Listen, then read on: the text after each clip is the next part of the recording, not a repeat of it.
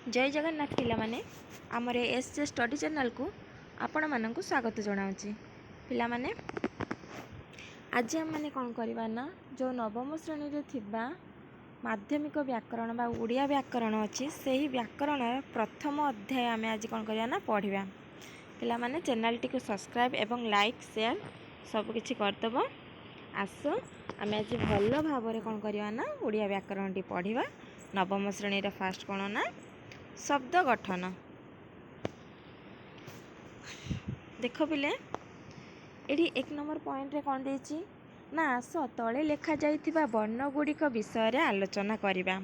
कौन आलोचना करछि देखिबा ना जेमिति एक रे कौन देछि ट अ दुई रे ण ठ तीन रे कौन र ह ड एमती देछि पुणी चारि रे कौन देछि अ पांच रे क छ रे ख सात रे घर आठ रे नगर नौ रे सरबत 10 रे अनवरत से प्रकार देछि।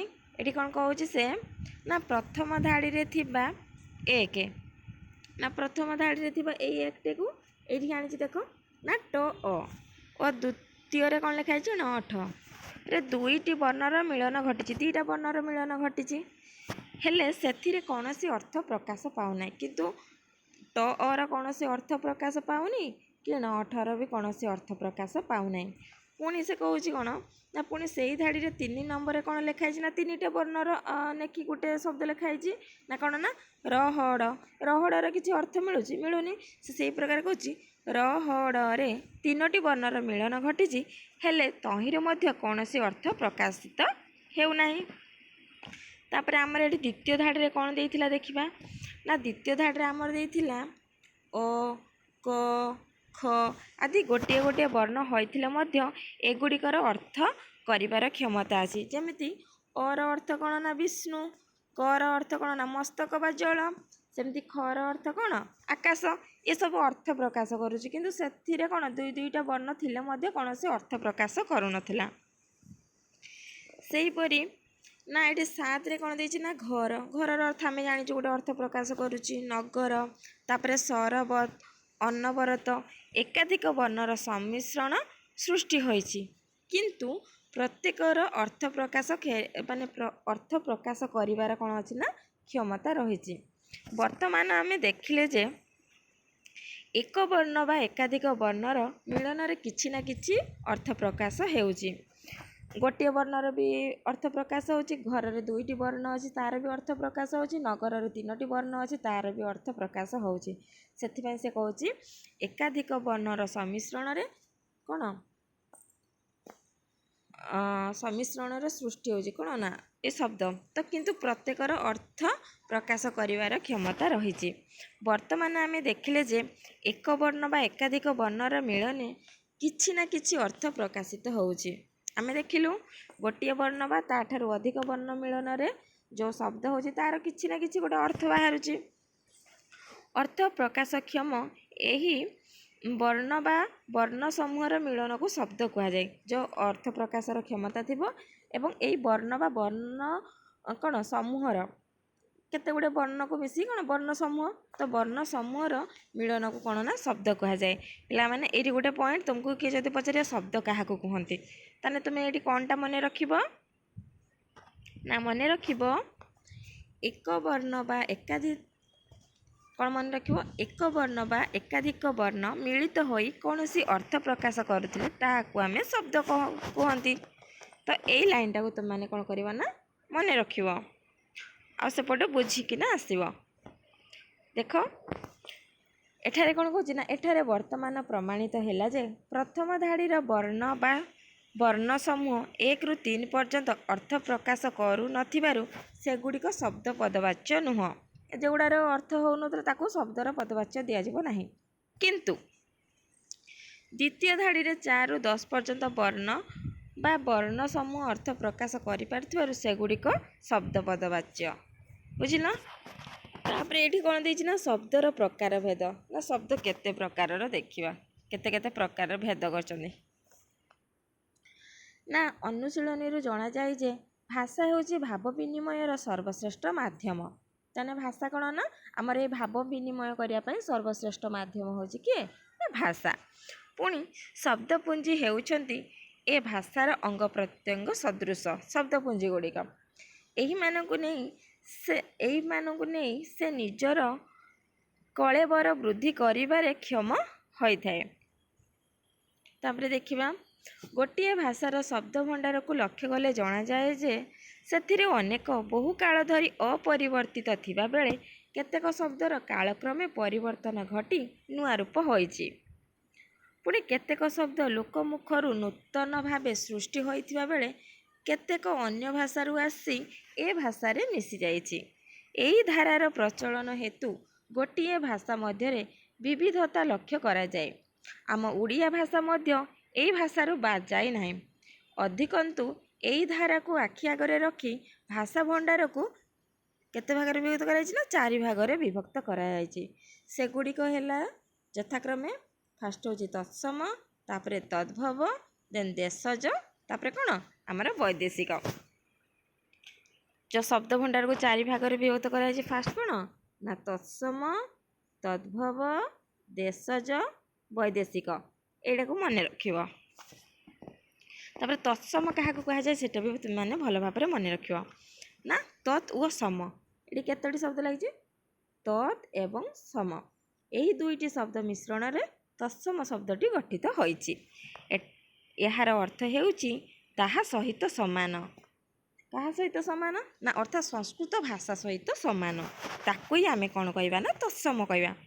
ସଂସ୍କୃତ ଭାଷାର କେତେକ ଅଂଶ ଅପରିବର୍ତ୍ତିତ ହୋଇ ଅବିକଳ ରୂପେ ଓଡ଼ିଆ ଭାଷାରେ ପ୍ରଚଳିତ ହୋଇ ଆସୁଛି। ଏଗୁଡ଼ିକ କ'ଣ କୁହନ୍ତି ନା ତତ୍ସମ। ତାହେଲେ ତତ୍ସମ କାହାକୁ କହିବା ନା ସଂସ୍କୃତ ଭାଷାର କେତେକ ଶବ୍ଦ ଅପରିବର୍ତ୍ତିତ ହୋଇ ଅବିକଳ ରୂପେ ଓଡ଼ିଆ ଭାଷାରେ ପ୍ରଚଳିତ ହୋଇ ଆସୁଛି। ଏହାକୁ ଆମେ କ'ଣ କହିବା ନା ତତ୍ସମ କହିବା। ତାପରେ ଦେଖିବା, ଏପରି ହେବାର କାରଣ ମଧ୍ୟ ଅଛି। କାରଣ ଆର୍ୟମାନେ ଦୀର୍ଘକାଳ ଧରି ଭାରତବର୍ଷରେ ବସତି ସ୍ଥାପନ କରି ଆସିଛନ୍ତି। ସେହିମାନଙ୍କର ଭାଷା ହେଉଛି ସଂସ୍କୃତ। ତେଣୁ ଏହି ସଂସ୍କୃତ ଭାଷାର ପ୍ରଭାବ ଏ ଦେଶର ବିଭିନ୍ନ ଭାଷା ଉପରେ ରହିଆସିଛି। ସେହି ଧାରାରୁ ଓଡ଼ିଆ ଭାଷା ବାଦ୍ ଯାଇନାହିଁ। ଉଦାହରଣ ସ୍ୱରୂପ ଦେଖ, ସଂସ୍କୃତରେ ଆମେ ନଦୀ କହୁ, ଓଡ଼ିଆରେ ବି ତାକୁ ନଦୀ, ଆକାଶ, ମାନେ ସଂସ୍କୃତର ଯେଉଁଟା କୁହାଯାଏ ଓଡ଼ିଆରେ ଅବିକଳ ସଂସ୍କୃତ ଭଳିଆ। ଅଙ୍କକୁ ଅଙ୍କ, ତାପରେ ଆଚାର୍ଯ୍ୟ, ସଂସାର, ପର୍ବତ ଇତ୍ୟାଦି ଏଗୁଡ଼ା ସବୁ କ'ଣ ନା ତତ୍ସମ। ତାହା ସହିତ ସମାନ। କାହା ସହିତ ସମାନ ନା ସଂସ୍କୃତ ସହିତ ସମାନ। କିନ୍ତୁ ଆମେ ତାକୁ ଓଡ଼ିଆରେ ବି ମଧ୍ୟ ବ୍ୟବହାର କରିଥାଉ। ତାପରେ ଆମେ ଦେଖିବା କ'ଣ ନା ସେକେଣ୍ଡର ତଦ୍ଭବ। ଫାଷ୍ଟ ଗଲା ତତ୍ସମ, ତାପରେ ତଦ୍ଭବ। ତଦ୍ଭବର ଅର୍ଥ କ'ଣ? ଏହାର ଅର୍ଥ ହେଉଛି ତହିଁରୁ ଭବ ବା ଜାତ, ମାନେ ସୃଷ୍ଟି। ତହିଁରୁ ମାନେ କେଉଁଠାରୁ ନା ଅର୍ଥାତ୍ ଓଡ଼ିଆ ଭାଷାର କେତେକ ଶବ୍ଦ ସଂସ୍କୃତ ଶବ୍ଦମାନଙ୍କରୁ ଜାତ ହୋଇଛି। ସେ ଯେଉଁ ସଂସ୍କୃତ ଗଲାରେ ସେ ସଂସ୍କୃତରୁ ଓଡ଼ିଆରେ ଟ୍ରାନ୍ସଲେଟ୍ ହେଇଛି, ମାନେ ସଂସ୍କୃତ ଶବ୍ଦରୁ ଓଡ଼ିଆକୁ ଆସିଛି। ଦେଖ ସଂସ୍କୃତରେ କ'ଣ ତଦ୍ଭବ, ତାର ଓଡ଼ିଆ ରୂପ ଏଠି ଦେଇଛି। ଦେଖ କିଛି ଶବ୍ଦ ସଂସ୍କୃତରେ ଆମେ ନଦୀ କହୁ, ଓଡ଼ିଆରେ କ'ଣ କହିଥାଉ ଆମେ ନଈ। ସେମିତି ସଂସ୍କୃତରେ ଆମେ କୂପ କହିଥାଉ, ଓଡ଼ିଆରେ କୂଅ କହିଥାଉ। ହସ୍ତି କହିଥାଉ, ଓଡ଼ିଆରେ ହାତୀ କହିଥାଉ। ସଂସ୍କୃତରେ ଘୃତ କହିଥାଉ, ଓଡ଼ିଆରେ କ'ଣ କହିଥାଉ ଘିଅ। ତାପରେ ଆମେ କ'ଣ ସଂସ୍କୃତରେ ଆମେ ଗାଭୀ କହିଥାଉ, ଓଡ଼ିଆରେ ଗାଈ। ସଂସ୍କୃତରେ ଗର୍ଦ୍ଧବ, ଓଡ଼ିଆରେ ଗଧ। ସଂସ୍କୃତରେ ଘୋଡ଼ାକୁ କ'ଣ କହିଥାଉ ଘଟକ, ଓଡ଼ିଆରେ କ'ଣ ଘୋଡ଼ା। ସେମିତି ଭୂମି, ଭୂଇଁ। ଏଇଭଳିଆ ତତ୍ସମରୁ ତଦ୍ଭବକୁ ଆସିଛି, ମାନେ ସଂସ୍କୃତରୁ କ'ଣ ହେଲା ଜାତ ହେଇକି ଓଡ଼ିଆରେ ପରିଣତ ହେଲା। ବୁଝିପାରିଲ? ଯେଉଁଟା ସଂସ୍କୃତରୁ ଆମର ଓଡ଼ିଆରେ ପରିବର୍ତ୍ତିତ ହେଇଛି ତାକୁ ଆମେ କ'ଣ କହିବା ନା ତଦ୍ଭବ। ଆଉ ଯେଉଁଟା ଅବିକଳ ସଂସ୍କୃତ ରୂପେ ବ୍ୟବହୃତ ହେଉଛି ତାକୁ ଆମେ କ'ଣ କହିବା ନା ତତ୍ସମ। ତମେ ଏଇଥିରୁ କିଛି ଗୁଡ଼ିଏ ଶବ୍ଦ ମନେ ରଖିଥିବ। ତାପରେ ଦେଶଜ ଶବ୍ଦ କ'ଣ କହିବା ନା ଓଡ଼ିଶାରେ ପ୍ରଚଳିତ ଦେଶଜ ଶବ୍ଦର ତ୍ରିବିଧ ସ୍ତର ରହିଛି। ଏ ପୁଣି ଦେଶଜ ଶବ୍ଦକୁ କେତେ ଭାଗରେ ତାର ସ୍ତର ଅଛି ବୋଲି କହିଲା ନା 3 ପ୍ରକାର ସ୍ତର ରହିଛି। କ'ଣ ଗୋଟେ ନା ଗୋଟେ ହେଉଛି ଆଦିବାସୀ ଭାଷା, 2ରେ ହେଉଛି ଦ୍ରାବିଡ଼ ଭାଷା, 3 ହେଉଛି ପୂର୍ଣ୍ଣ ମାତ୍ରାରେ ଓଡ଼ିଶାର ଜନସାଧାରଣଙ୍କ ମୁଖରୁ ଉଦ୍ଭବ ଭାଷା। ଦ୍ରାବିଡ଼ ଶବ୍ଦରୁ କ'ଣ କ'ଣ ଆସିଛି ଦେଖିବା ନା ଓଡ଼ା, ଆରିସା, ଏଣ୍ଡୁରି, ଅଗାଡ଼ି ପ୍ରଭୃତି କେଉଁଠୁ ଆସିଛି ନା ଦ୍ରାବିଡ଼ ଶବ୍ଦରୁ ଆସିଛି। पुणी आदिवासी शब्द कौन आसी देखा ना आदिवासी शब्द आमर आसी अटेई अरमा आंठू प्रभृति कौटी आसी ना आदिवासी भाषा आसी। पुणी 3 नंबर कौन कहला तार 3टी स्तर थिला कहिथिला ना ओडिशार जनसाधारण मुखर सृष्टि कौन ना ढिंकी छांचुणी अखाड़ुआ जंताल ठेकरा झुमुका हाकुटी प्रभृति। तो माने एटा मन रखि देश जो माने केतोटी स्तर रे भी होत कराई ना 3टी से 3टी कौन कौन ना आदिवासी भाषा द्राविड़ भाषा आ गोटे हूँ कौन पूर्ण मात्रा रे ओडिशार जनसाधारण मुखर जो उद्भव भाषा एवं द्राविड़ भाषा रे कौन कौन जाउची मन रखिबो आमर आदिवासी भाषा रे कौन कौन जाउची मन रखिबो एवं ओडिशार जनसाधारणकर मुखर सृष्टि हेतिबा भाषा भी मध्य तो माने मन रखिबो। तापरे लास्ट कौन देखिबा ना वैदेशिक 4 नंबर ना वैदेशिक रे कौन कहूची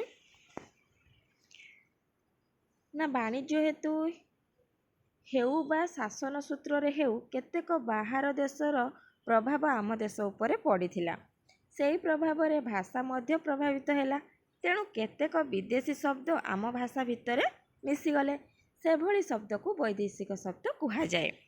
ताने वैदेशिक शब्द क्या कहा जाए जानि पारल जोड़ा विदेश रु आसी जो भाषा को आमे ताको वैदेशिक भाषा कहिचु जोड़ा विदेश भाषा आम भाषा पर जो प्रभावटा पड़छि ताको आमे वैदेशिक कहिचु।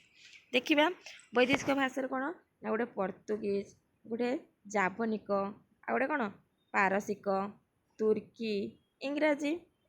देखिबा पर्तुगीज रे कौन कौन जाउची ना आमर पर्तुगीज रे जाउची कौन ना गिरजा पाद्री मन रखिबो पर्तुगीज रे कौन जाउची जावनिक रे कौन जाउची पारसिक रे कौन जाउची तुर्की रे कौन जाउची और इंग्राजी रे कौन जाउची ए मन रखिया पई चेष्टा करियो। जावनिक कौन ना अकल अदालत आईना इस्तफा वकील नगद तहसीलदार मुदाला मुनिब प्रभृति ये सब जाउची जावनिक रु। तापर पारसिक काण कहबा ना अंगूर अबकारी खजना करज चषमा सुपारिश हुसियार इत्यादि कौन ना पारसिक। देन जाउची तुर्की कौन ना कईची तुर्की कौन आसी ना कईची कुली आ कौन गालीचा बंधुक बारूद तोप चपाती इत्यादि कौथि आसी ना तुर्की। तापर इंग्राजी कौन आसी देखिबा टिकेट बेंच टेबुल जज पेन इंजिन कॉलेज इत्यादि कौथि आसी ना इंग्राजी आसी। तो माने मन रखिथिबो आमर वैदेशिक भाषा रू कौन कौन आसुची आ ता भितर कौन कौन जाउची ना पर्तुगीज जाउची जावनिक जाउची पारसिक तुर्की इंग्राजी आ पर्तुगीज मध्य जो सब शब्द आसी ताकू मन रखिबो जावनिक मध्य भी जहाँ आसुची मन रखिबो पारसिक रे मन रखिबो तुर्की रे भी मन रखिबो इंग्राजी रे भी मन रखिबो। पिला माने मु एतिकी रे रहूची जय जगन्नाथ नेक्स्ट क्लास रे देखा बा।